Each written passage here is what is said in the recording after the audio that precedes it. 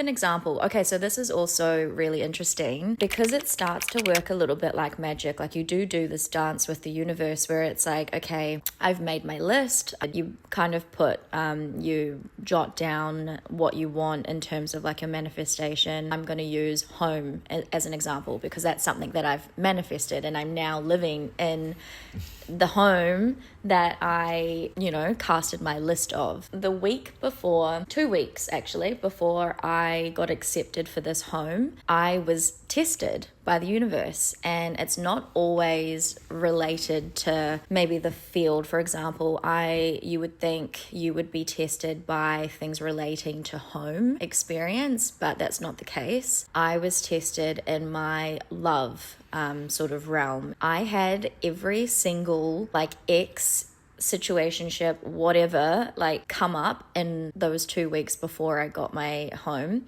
Yeah. And those tests, they may have been small and obvious to me, but they were still tests regardless from the universe to see if I was going to settle and accept those breadcrumbs, or have I evolved and do I have higher self-worth, and if I'm strong enough to stay true to who I am and not settle for those tests. So for example, like an ex person that I was dating who I knew wasn't the right person for me reached out and said, hey, we're doing something, come join us.